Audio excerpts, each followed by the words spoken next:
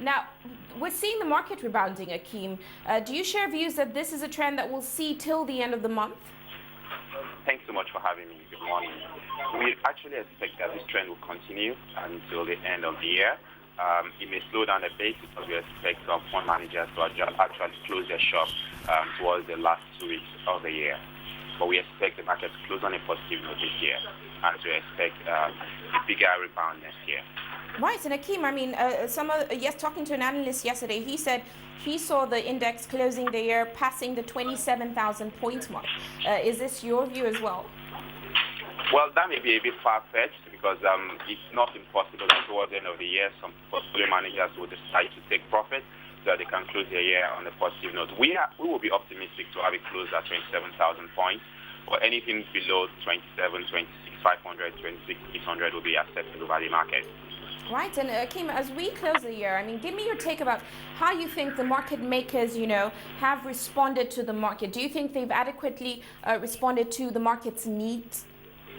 We're still in a test phase, as the stock exchange actually said at the beginning. They have a 6-month pilot phase. We think what has happened really is the interplay between in the limits of trading of stocks. The stock prices are now able to move 10% up or 10% down, and we've had about 32 stocks in the market making baskets now. And we are seeing so much enhanced trade in these volumes. We think that by next year, when most of the market makers will have improved in their skills, and they will have capacity to be able to access security lending agents, there should be increased volatility and volumes of trade in the market. Right, Akeem, interesting point of view there. But let's talk about the actual market performance yesterday. We saw continued interest in financials. In fact, that sector was up 0.62%. Consumer goods sector up 0.60%. Going forward, do you think this is where we're going to see investors focusing on these two sectors?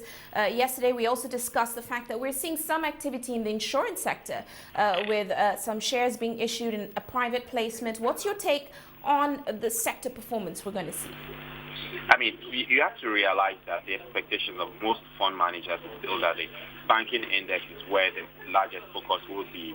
And you should also recall that an ETF is about to be launched by Vesiva, and the NSE 30 is made up largely of the banking sector as well. So we're still going to see a lot of activity in the banking sector, and perhaps the FMCG sectors as well in the next year. What about the bond market, Akeem? I mean, we've been noting that the federal government bond, the 2015, I think, has been seeing some activity this week. How do you see the bond market over the NSE performing towards the end of the year and certainly going into 2013? We've been seeing a lot of bullish activity in the bond market, especially this week. Both local and offshore investors have been participating a bit in large volumes, and we've seen the yields actually drop on the 5-year, 7-year, 10-year bonds by about 5 to 12 basis points. We think that with the Nigerian bonds inclusion in the JP Morgan index and the Barclays index, there's going to be a lot more focus in the bond sector. So, I mean, I think we should continue to watch that space. And with what the DMO has done by appointing Stanbic IBTC stockbrokers as the government stockbroker to ensure that retail investors have access to the bond market as well, this is also going to have fillip to the performances in the bond sector of the capital market. So there should be increased activity in the bond sector as well. Right, and you say increased activity, Akeem, but I mean, what does this mean going into 2013 for the corporate bond market in Nigeria, for the domestic bond market? And when we look at corporate bonds and subnational bonds, how do you see some of this activity trickling down into these areas? I think ultimately it's going to trickle down. I mean, with bond yields going towards 12%, and I mean, the 12-year bond closed at 12.01% yesterday, we actually expect yields to go down.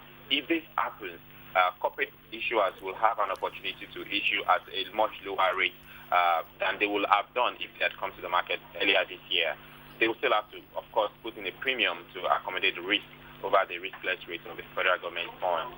So I think the activity in the bond sector will give the corporate guys an opportunity to launch their own bonds next year, and actually not at a very steep price compared to what they would have done if they had done it much earlier.